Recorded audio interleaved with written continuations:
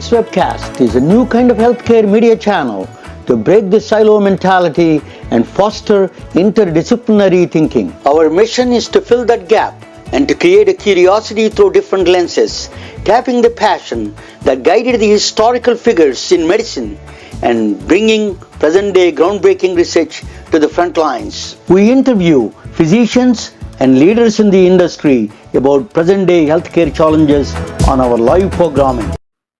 Welcome to the MedBix webcast. This is Ramana Anamraju. I'm the host. I have a great program today.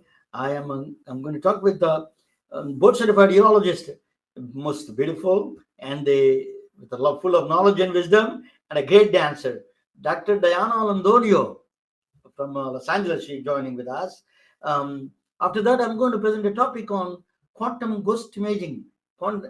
This is a very interesting topic in the new year. It raises a lot of eyebrows. Actually, it's a quantum ghost imaging.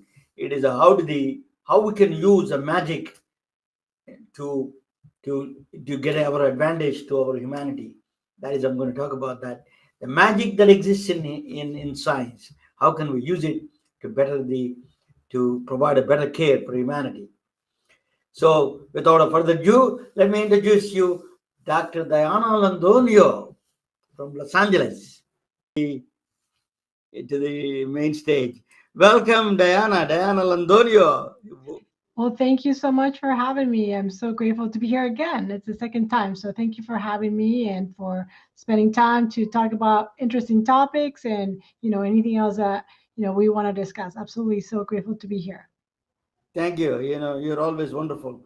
I wanted to ask you, Iana, we are the whole world, including physicians, healthcare professionals, healthcare related people, even salespeople like me and healthcare related ones. We are all under a lot of stress nowadays. Healthcare system is undue pressure so much there. What do you think? What is the pressure, that reason you think? Well, before I wanted to ask you a little bit. My daughter told me, Dad, you don't ask too many. You need to ask some personal questions. Let her ask her some personal background. So, Iana, give me some of your personal background a little bit. Well, thank you. I'm a urologist in Los Angeles, and that's, my full-time job. But I'm also passionate about physician wellness, burnout, and just really supporting physicians. Because as you said, so many of us in every field, are experiencing chronic stress that leads to burnout. And so, especially for physicians, this really matters because we touch so many lives every single day. And when you're not well, it's very challenging to take care of others. And you really have to have a full cup where you are, grounded and not reactive and not angry or hopeless. And you really can find that space where you can be calm and compassionate and curious, which is what you want from a physician that's taking care of you. And that is a challenge when we're in chronic stress, when our nervous system is just completely dysregulated and we are really in a fight or flight, where we want to leave medicine. Almost 150,000, I think, left medicine already last year of the 1 million physicians. So we're leaving, and the ones that are there are really suffering from all the symptoms, even the physical manifestations of stress and burnout. So, that's why it's really important. I am passionate about it. I've gone through it, and, it's just to sort of show that you can get to a better place always. There's always hope. There's always support. But it really takes a few things, and it takes some awareness, it takes some courage to take some steps, and it takes action to do something different and to look at things differently. Because many times it's not about leaving, because if you leave the situation, you're taking your brain and your mindset with you, and then that's going to be exactly the same. And so you're going to have the same feelings, the same situations sort of occur because you haven't changed how you're perceiving the reality, honestly. So stress is really a perception of a situation, because the same situation, somebody can find it just exciting and fun, and somebody can think it's the worst thing. And you can think about this like a roller coaster. Some people think it's amazing and it's the best day of their life, And the same roller coaster, somebody could be terrified. So it's not the roller coaster, it's how we perceive it, how we think about it. So that's a really important thing to start having some awareness of that. Diana, how much is a organizational systemic problem, or how much is a personal individual thing? You're focusing on individual side of it, but there is a systemic and organizational pressure is there. Could you explain the differentiate those two things? Yeah, I mean, I think for if we're talking about physicians, I absolutely agree with you. And this is not a personal problem per se. We're actually having a normal response to an abnormal situation, a place where, let's say, compassion and leadership and taking care of the healers is not truly happening. And there's so many pressures that we cannot control. And the time we may have off, the time we would have for sleep, for eat, for activities, for exercising, that is going to get rid of that stress, those times become less and less and less or non-existent. And so there's only, yeah, so much we can do to the way we see everything, but then there's real pressures from the outside that are also occurring. So it's not a physician per se problem, or in any industry, problem from the person. There's some inherent quality that's abnormal, but we're having a response to all these pressures that are beyond our control. And it's important to tackle both. We can't just say one or the other, but it's really important to, while the systemic pressures and things change, hopefully for the better, we have to take care of ourselves, because nobody's going to come to tell you to take care of yourself. It really, like, we have to take that lead, that charge to do that for ourselves, and then start advocating, start bringing awareness, start speaking up, start bringing up boundaries to really start changing all those forces that keep, putting us in the same place. We can't get out of it. At the organizational level, let's just at the hospitals or the healthcare system, healthcare plans. Dr. Bill Fish, the senator, I interacted with him quite a bit on this during the pandemic. He was suggesting that a lot of gardening and a lot of open spaces around the hospital, around the doctor's offices. Visit there 10-15 minutes. There is a actual study done. There is a research done that was saying that it can relax a lot of doctors and nurses and healthcare professionals. Let us talk about the organization. Would you, or something like or the things like my brain cafe to technology can help those people? What do you think in the organization level they should adopt in the process of relaxation for people, particularly doctors and Well, nurses? I mean, I think, yes, you can bring greener spaces. That's gonna definitely show. I mean, there could be music, there could be better lighting that just has a more calming effect on the nervous system. And any type of technology that can help, that is helpful. But if you just put that and don't address the inherent causes of what's getting the stress, or a boss that is not listening, is not working with you, is not giving you requests to have a time off because it's a social event, a wedding, a death. If you don't have that level of compassion from a leadership standpoint, you can put all the cafes, or all the green space outside, but what is really truly happening day to day? That's really important. So yes, that definitely would be more healing space to work in, where you can go outside and there's a nice fountain, there's trees, there's grass. That's very soothing. But then when you go back, what's happening inside? So we can use technology, we can use green spaces to make the current situation better, but I think that cannot replace the systemic and the true cause of what's happening to get us there. So now, coming back to that compassion and kind and compassion, let us talk about that a little bit. That is a missing. I'm going to do actually one of the presentation also related to that a little bit. But kind and compassion is missing in the organization level.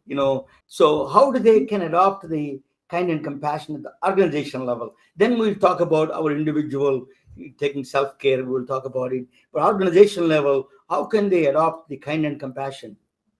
Well, I think at any level of leadership, if you consider yourself a leader, That's different than a manager. So a manager wants to manage people and schedules and things like that. But if you're truly leading and you're leading a group of people or healers or nurses or physicians, you actually have to go back to the people you're leading and ask them what their needs are, ask them what the pain points are, where are the inefficiencies, where are the processes that are not working, and truly have a bi-directional communication. When everything comes top down and there's no feedback and there's no listening, you could hear it, but you may not listen and truly affect some changes, then that's a problem. So communication is key. Going to the site, the place where these challenges are occurring, asking what they are from the people that are working every day, whether it's, let's say, a front desk receptionist, what are their pain points, what is happening, how can they be supported, then going to nurses, going to physicians, everybody in a healthcare team, medical team, what is happening. And even though we've done things a certain way for eons, is that really working? And asking ourselves, why are we doing this way, or can we do things a different way? And really asking why, really asking why not. And again, having conversations and discussions are key. So communication is key. Just doing things just because that's how we do it and never questioning it, I think that's a recipe for disaster. And we are in that disaster because we just keep doing the things. We've just done it this way. We're not going to change our ways. And that's a little bit of a cultural thing of medicine, that this is how we do it. We stand in line. We don't look around. We don't question. And I think it's time for people to start questioning, why are we doing things a certain way? Because again, we are not seeing, forget even just physicians or nurses or anybody in a team taking care of patients, mortality rates for patients themselves and for children is not like they're very good or very reassuring. So something is being amiss, that even our outcomes are not as good as we like it. Yes, we have fantastic technology, we have fantastic treatment options, that other countries may not have, but then how are our outcomes in health? I think we don't see that per se if we really are looking at how are we healing. So, Diana, how much money or profit the hospitals wanted to profits only? That's a profit and greed, and the part of the healthcare system, particularly in these hospital systems, in the healthcare plans, that is playing a huge role. How do you solve that? Is the beyond the it is something that Dr. Todd Horton was saying, we need to destroy the system and start from scratch. So, what do you think of that greed-based system? How do we change that? Yeah, I think many people don't even realize what's happening. I think we have to peel the curtain and really show what's happening. And there's so many examples of greed and so many examples of too many people, too many chefs in the kitchen stirring the pot. And even, for example, when you go to a pharmacy, if you go to a pharmacy, the pharmacist is not allowed to tell you that if you pay for a prescription with cash, not insurance, it actually be much cheaper than using your insurance plan. But they are not allowed to tell you that, and nobody knows that. But if you use your insurance, your PPO, your HMO, the price may be much higher. And then that money actually doesn't go to the pharmacist. It goes to all these intermediaries that are getting that profit, that are getting, again, that part of the pot, and making some life-saving medications that people need daily, not available. And they have to decide between food or medications. And so people don't even realize about that small part. And that is a huge part, because if a medication is $165 versus $30, that's a big difference for many people in America. And even as a physician, I'm not going to pay $165 for something that I can get cash, base for $30. And you can say the same thing about imaging. You can say the same thing about, so many things. And that's why many, for example, physicians are leaving the insurance model and doing to direct primary, direct specialty care, and just avoiding the whole, you know, drama and just headache of it, because there's so many people dictating how we take care of people, what medications are the best, what studies are needed or not, how much time we can spend with patients. That's dictated not by us. And that is affecting care. And that's run by greed, because the more people you see, it's just like a factory, just moving in and out, in and out. Don't spend time, because you're not going to see 30 people instead of 10. So it's about money, and that really affects care. Dana, I'm from Atlanta. I used to go to a good friend of mine and a doctor up there. He's a great friend, but he's not a great doctor. He's okay doctor, but one thing I noticed from him is that his calmness is quite very quiet and calm. That made me extremely calm. That reflection, whether he's a he knows every subject, every part of the medicine. I dealt with thousands of doctors, so that's one thing that I notice with the doctors, that kind and compassion, and then the calmness that they reflect. It's extremely important, not only as a patient, as just a individual dealing with them. That is, most of the doctors have it now during after the pandemic. That is being affected.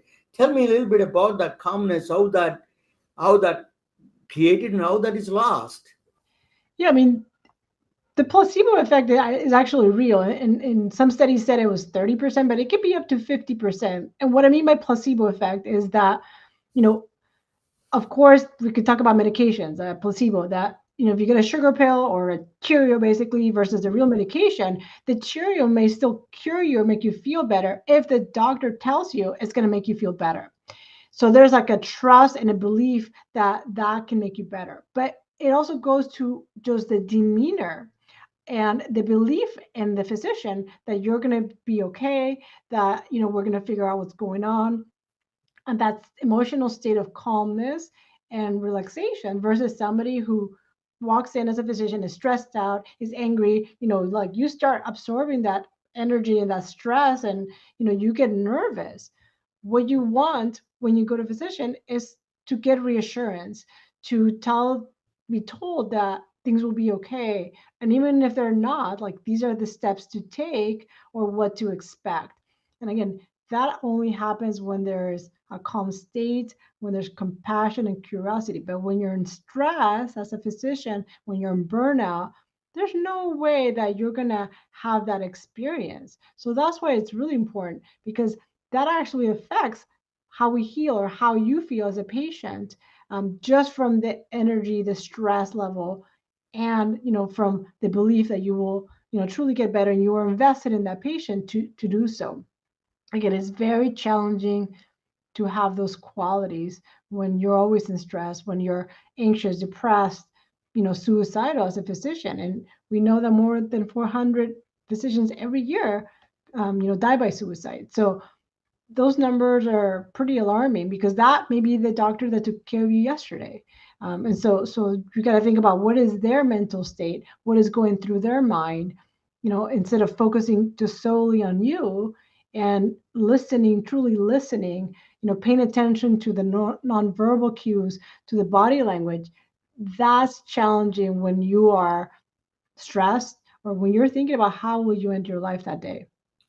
I want to be a little bit a devil's advocate here. I wanted to ask you that, a lot of times maybe this is an internal projection from the healthcare, particularly education system. Doctors used to be projected as gods. So you feel that you're a god. Then when you are letting yourself down, is it possible that is internal conflict is creating a lot of problem there?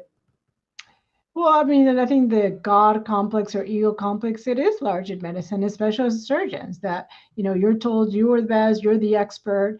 And, that's just not the reality. And when we are confronted with reality, then we start spiraling into like an imposter, or, a dissonance of integrity, because, it's not really happening. You don't know everything. And how do you reconcile the fact that you don't know everything, but you project that you do, or people expect or assume that you do? So I think that can cause some internal conflict. And also the fact that some people truly want to spend the time, truly want to listen, truly want to give you the best medication, the best referral to a certain doctor, but you're not allowed to, let's say because of insurance reasons or because of other factors. And the fact that you have the knowledge that, let's say, this specialist may be better, but you're not able to send your patient there, that creates conflict. Because how can you sleep at night knowing you send them somewhere else where the care is going to be much worse, for example.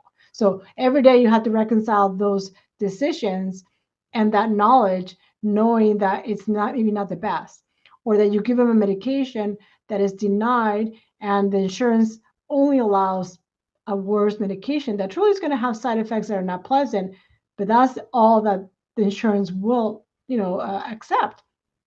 And so, with that knowledge that this is not a great treatment. So that starts eroding your soul, your sort of like, the dream that you want to do the best because it's not. So there's a conflict. Yeah. When I was a kid in India, growing up in India, I used to watch some strange, drunken people or something. I used to get scared when I was 7, 8 years old, 9 years old. My mother used to do a special thing is called a panic. This is dishti they call in Telugu. It's called a panic healing. She used to do. That calmed me down. Such a powerful effect on me. You're one of the rare physicians that went through a panic healing course and then is certified in panic healing and a life coach. Tell us a little bit about that, and then after that I'm going to present something and then come back and ask you your details. Yeah, I think we have to continue to learn in everything in life. We're students for life. And the moment we think we become experts, I think that can be a problem because we're always learning.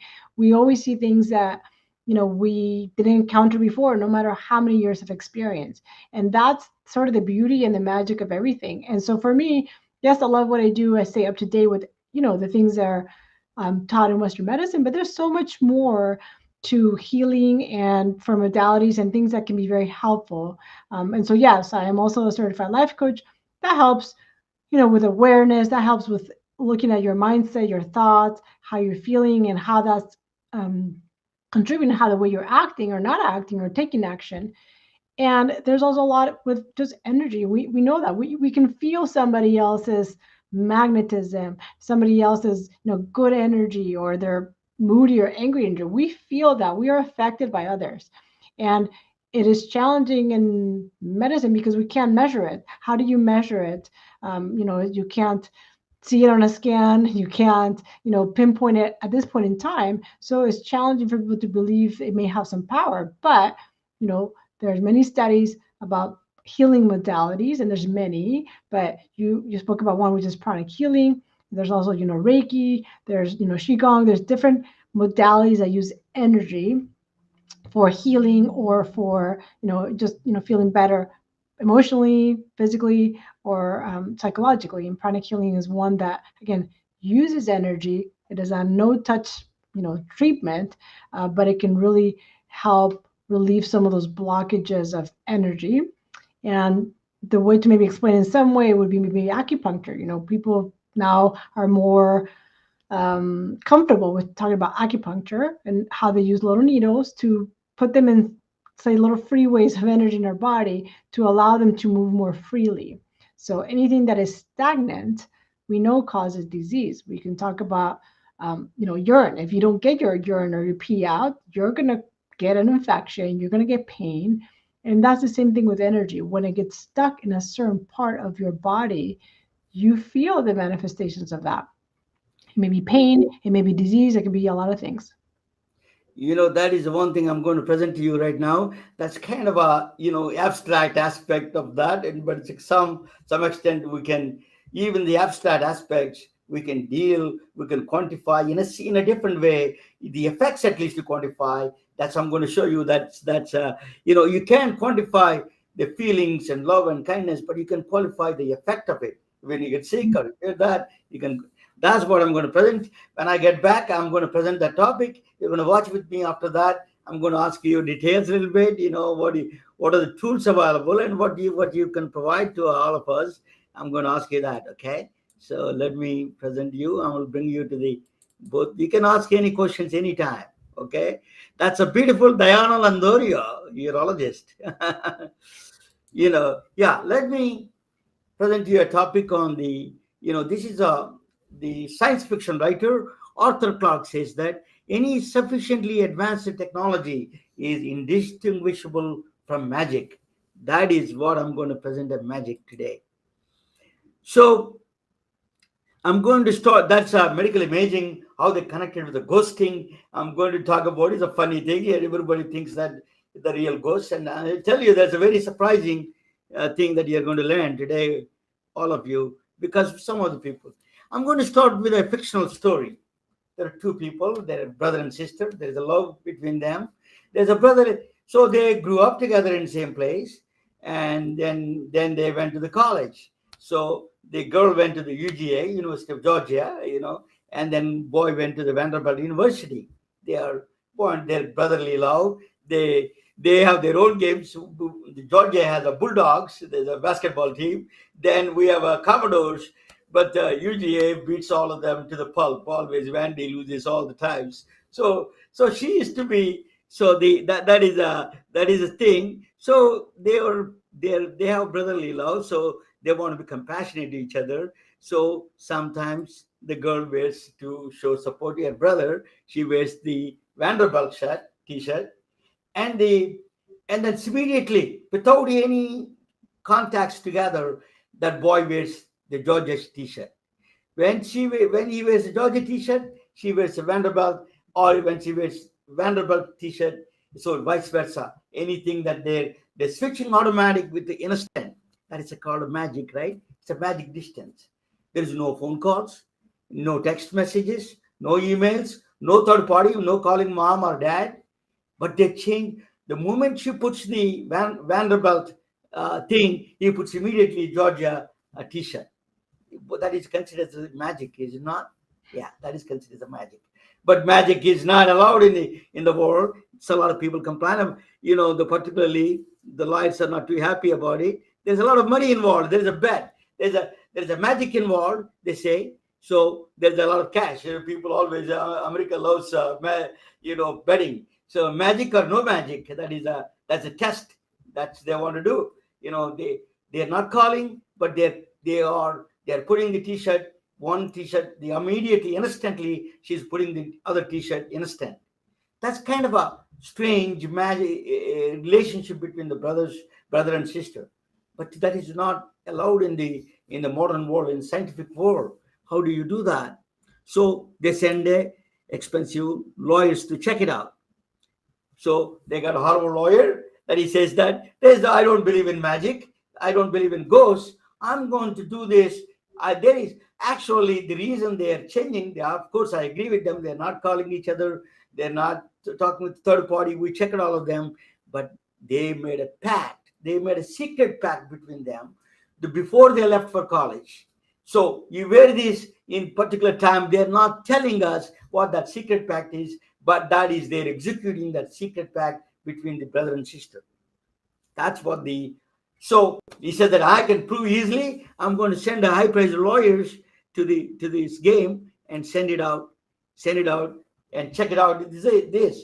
So they send the two lawyers one is dispersed to the UGA in Athens, Georgia, and then Vanderbilt in Nashville. They send it to two expensive lawyers. So what they did was they have both t-shirts, both Georgia t-shirt and both Vanderbilt t-shirt, both of them. So they have communication each other. So they put one thing on the Vanderbilt t-shirt on the girl. Immediately boy is wearing a Georgia t-shirt. Vice versa. It's happening. They just gave randomly they gave a different shirts and check it out whether the other boy is putting or not. So magic is execute. It is a magic. And it is you consider that as a magic because they're calling the lawyers are checking on each other. They're putting the Vanderbilt t-shirt on the girl. Immediately is putting the Georgia t-shirt. If she's putting the Georgia t-shirt, she is putting the Vanderbilt t-shirt. It's the instant without no communication between them. There is no known communication between them. That is the magic. So lawyers lost. The verdict was unspoken bond that they have between this one. So magic won and lawyers lost. So how did they so magic is always won this game. That is the story of quantum entanglement. Entanglement is two particles, the elementary particles, You can see electron, photons, anything. They come from the same source. So brother and sister came from the same mother. So same source. The quantum entanglement is the exactly the same story. That is no difference. They have a perfect correlation between these two. So if there is a photons coming from the same atom, two particles came from same atom, they exhibit the same properties, that magical property. That's what is a magical property. So that's called quantum entanglement. For example, quantum entanglement is one photon is spin is up, the other spin is down, is immediately this change. Okay. So, but there is one more thing. It's not like they, it's a very correlation is understandable. If there's a one is spin up, automatically other one is spin down. It's a correlation, but it's a very magical correlation. I tell you what that is. Unless you spin up, until you observe the particle, it doesn't know it's spin up or down. It is in both positions same time. That's called superposition. In the quantum physics, it's called superposition. It is in both up and down same time. So until you observe it, it assumes one of the positions, either up or down. So if this is one particle which is born out of the same atom or same source, one particle goes the up, showing up the spin up, the other one showing the spin down. It is, if you observe, she observes first the down, immediately it becomes blue, the up. So here's one observes blue, other observes red, the immediate. This is without a time delay, instant.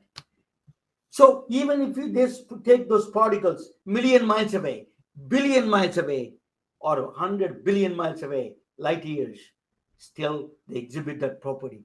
That's a magical connection between those two particles is undeniable. Okay, so there's one, but it's very strange. You need to really understand this aspect. Until you observe it, it will not assume one of the positions up or down.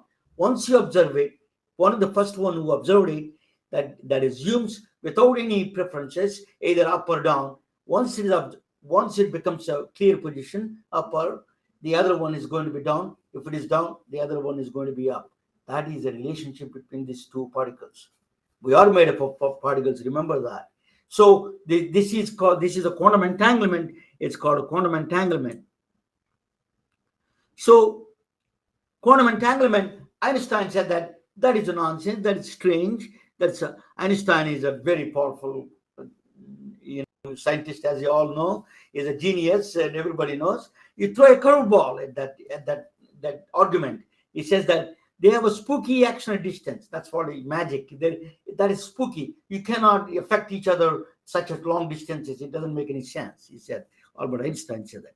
That is called EPR paradox. Einstein posed, Boris Podolsky and Nathan Rosen, their last names, Einstein, EPR paradox, is saying that they have a secret path.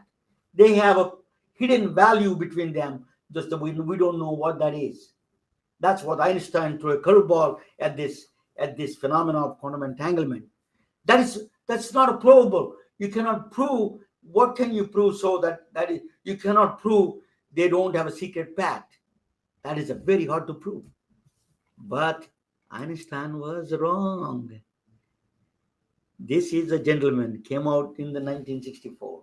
His name is John Bell. Outside of the physicist, people don't know him.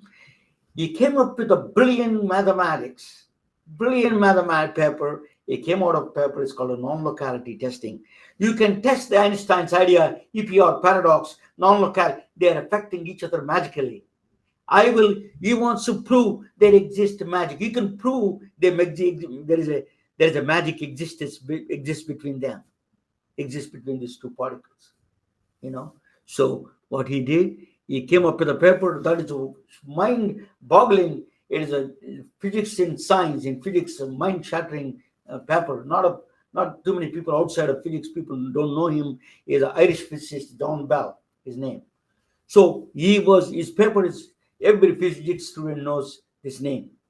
He created a mathematical framework to test the magic, if there magic exists or not.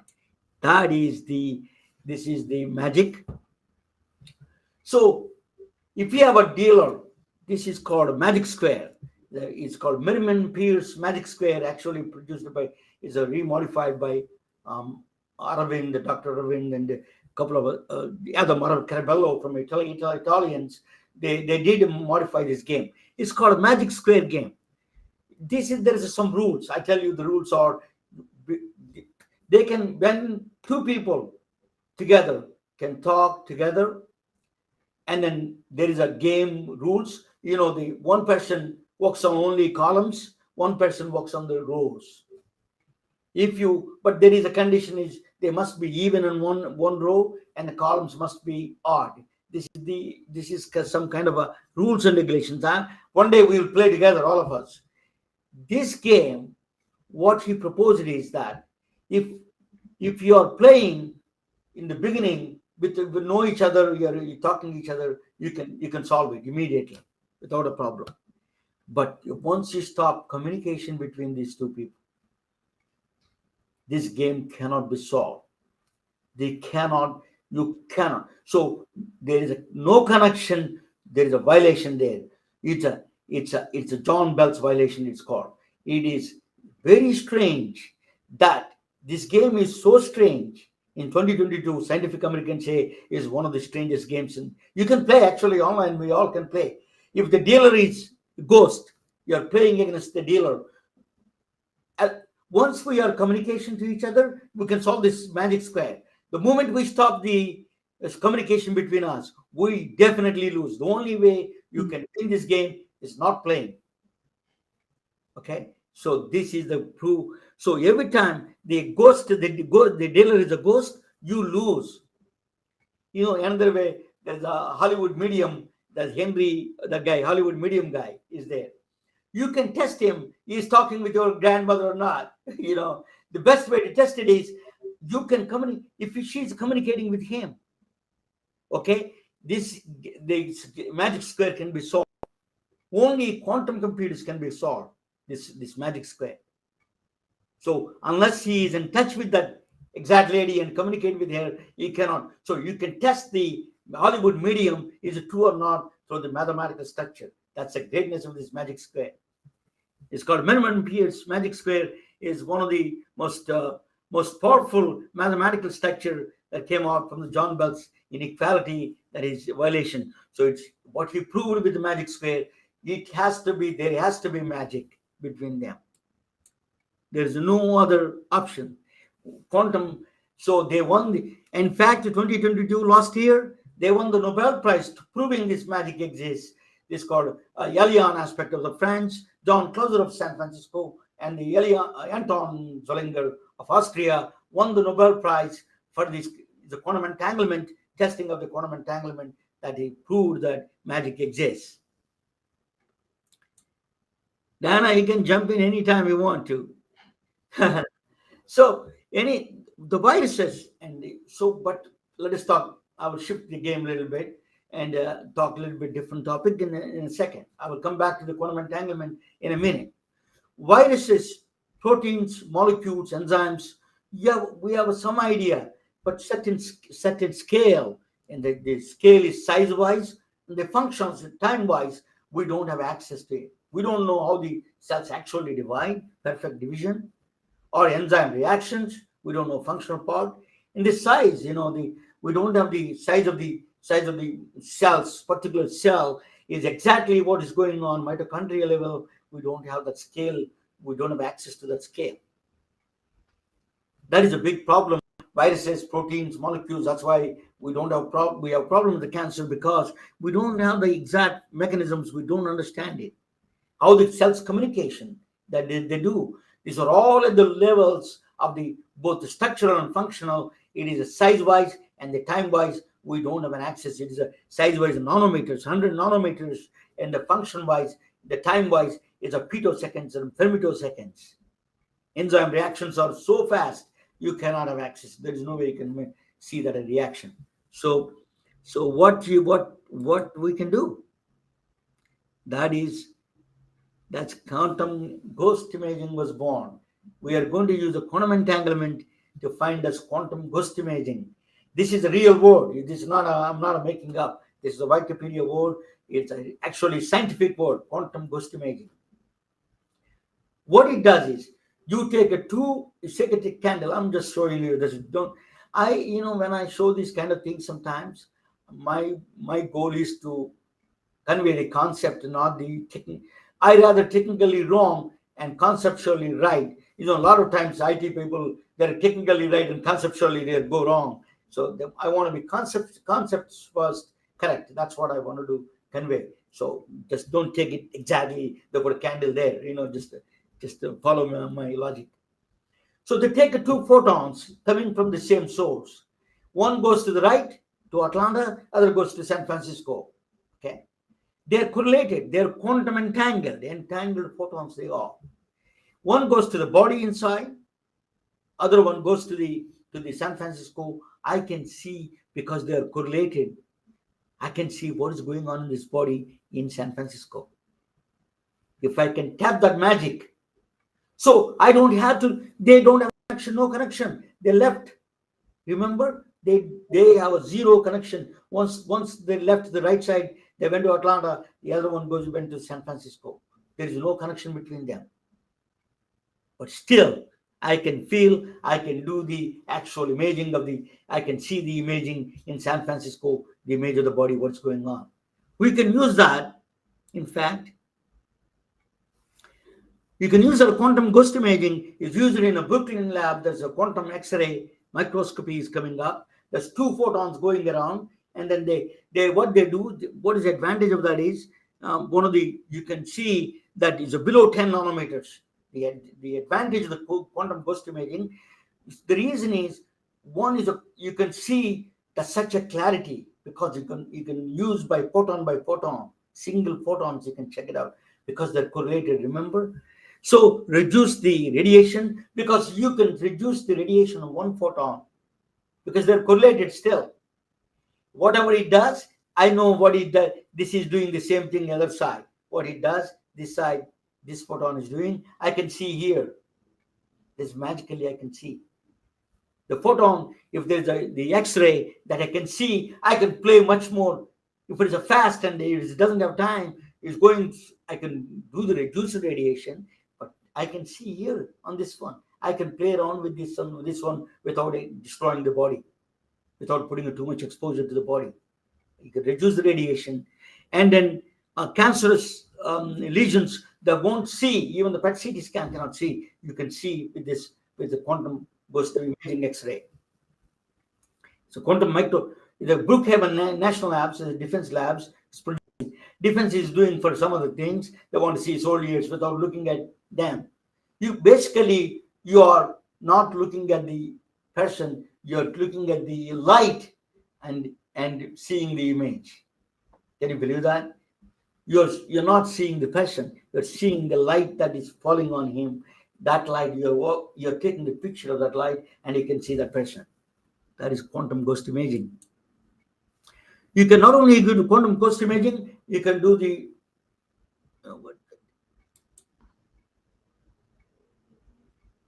so entangled quantum I put one more. Is a quantum ghost imaging or the PET CT scan. You can see quantum entangled PET.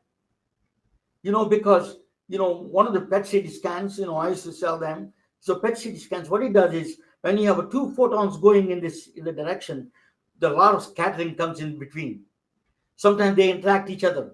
So PET CT doesn't have a great imaging, even though they do CT scan to do the structural part of it. Still, there's a problem. There is a technical problem in the PET CT scan, which is they enter a lot of noise, a lot of artifacts in the PET CT scan. You get the better idea, but really, the quantum ghost imaging can really blow out of this water. It can tell you which cell is acting up funny. Is that powerful quantum ghost imaging? Quantum, they're already working on it. Quantum PET is on the process of they're making it. Quantum entangled photons they use. They use the special diamond crystals. They use the diamond to do that kind of a scattering, to do that, measure the exact scattering. So what they do, they only how do they get rid of the scattering? When only they take care of the entangled photons, the rest of them are noise basically. So then we know the correlation between these two photons is undeniable. The bond, the magic they have, we have to we keep track of it, and then we mathematically compute that they're the same, they're quantumly entangled. Then you can ignore everything. The noise is gone. So quantum PET imaging now, the nanosemic quantum dots. Quantum dots are the new contrast agents. They are just out of this world. I tell you how that works. They are nano semiconductor crystals. You can inject them. Okay, so very nanos.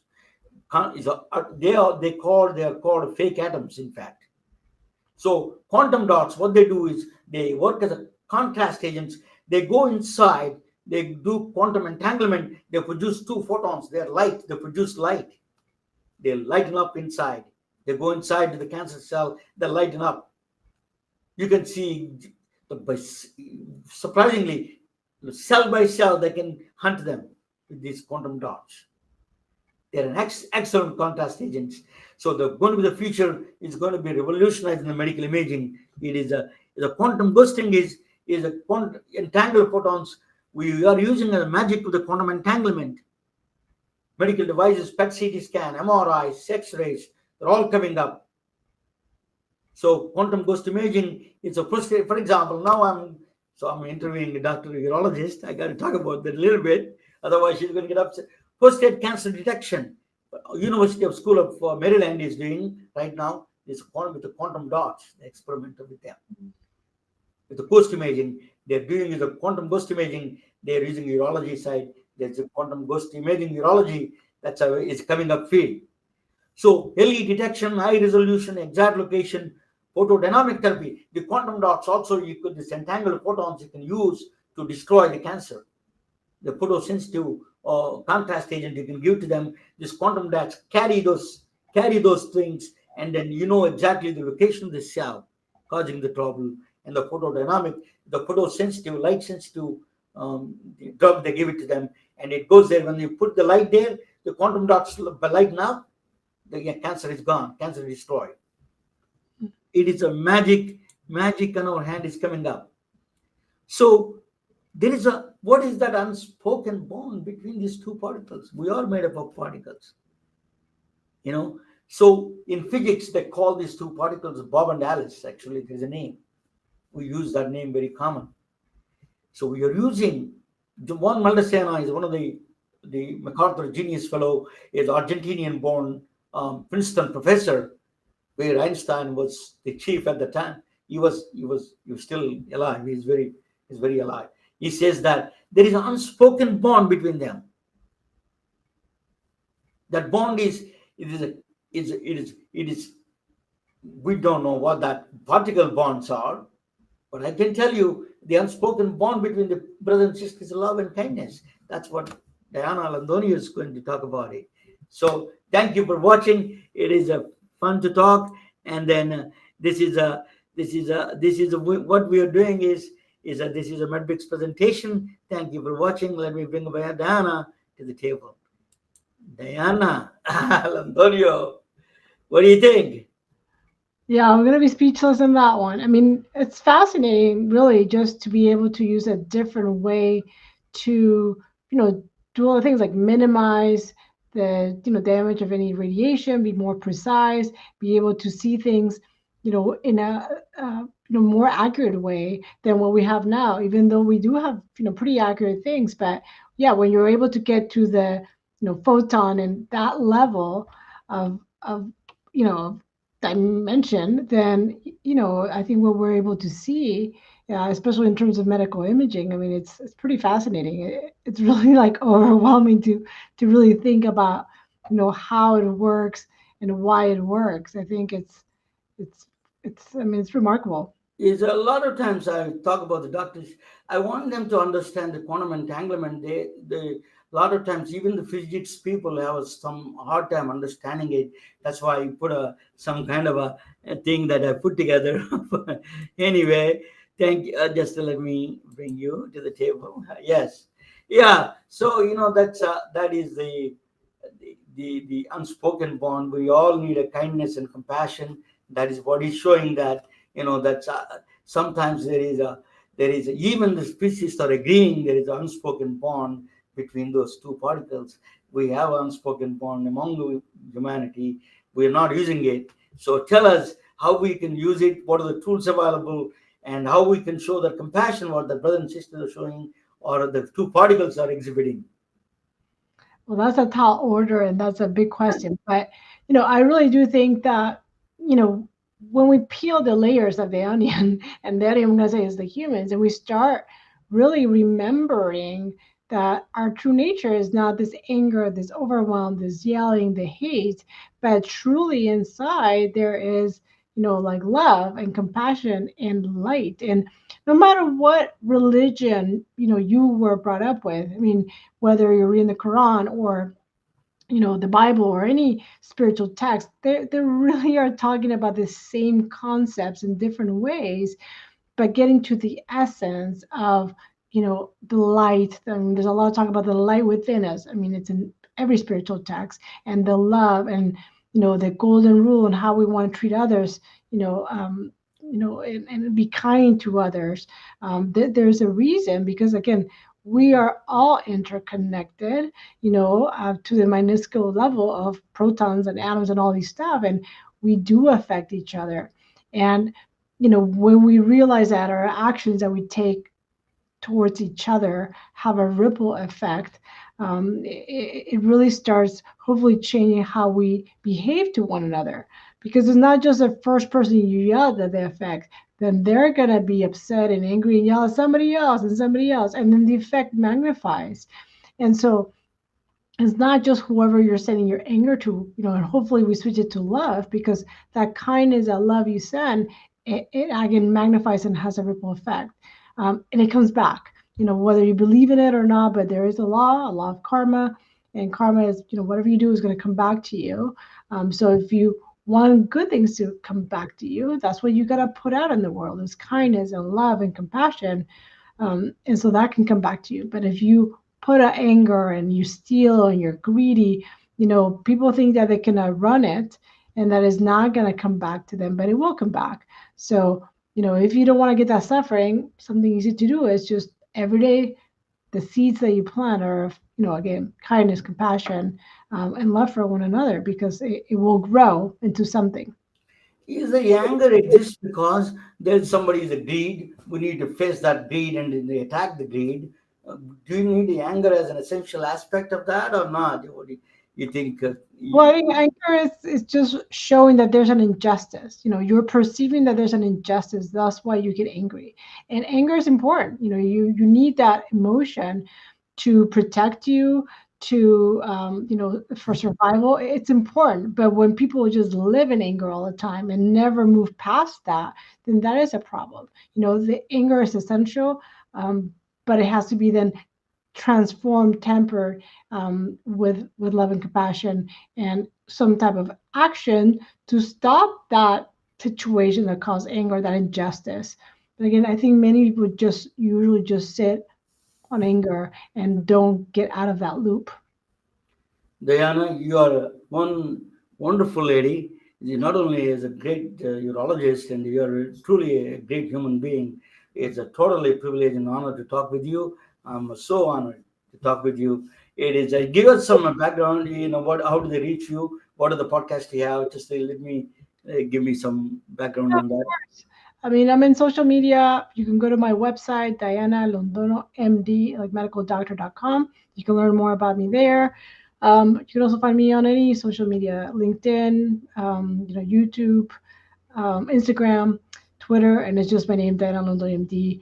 I'm usually on LinkedIn a lot, but again, you can find me, in my website, shows what I do as a urologist, but also about wellness, or presentations I've done, or podcasts, or things I like to talk about or write about. So you can definitely find out more about that, or if you need a speaker, I could definitely do workshops. I do grand rounds, if it's a medical institution, but really just sharing some of these concepts of the importance of why we gotta get out of that stress state, that anger state, that overwhelmed state, and really what are tools we can do every day, what are practical things we can do every day to really get out of that and be in a more peaceful, calm, joyful place. And there's many things we can do, and really just, you're going to feel better, your health will improve, and you're just going to be more pleasant to be around, which unless you're going to live in the cave, you're going to have to interact with somebody. So your family, your close circle, the people beyond that are going to really enjoy that person, that version of you that is happy and joyful, instead of the angry, yelling, overwhelmed, the cynical person. I got to the thousands of doctors, but you are one of the most impressionable doctor that I'm privileged and honored to know you. Thank you so much. Thank you. You're considered as a friend. Thank you, Dr. Diana Londoño. Thank you so much for joining with us. Thank you so much. I really appreciate your kind words. That's very nice. You talk to a lot of people, so that's very kind. Thank you. We are retelling their stories through our patented designs that can be worn on scrubs, t-shirts, printed on conference bags, and endless other promotional materials. Daily Wear for Medicine is the first ever of its kind to create curiosity in medicine through visual art. We at MedBricks are celebrating unsung heroes of the past who made enormous contributions to the field of medicine through our unique campaign called Daily Wear for Medicine. You can wear it, carry it, and give it.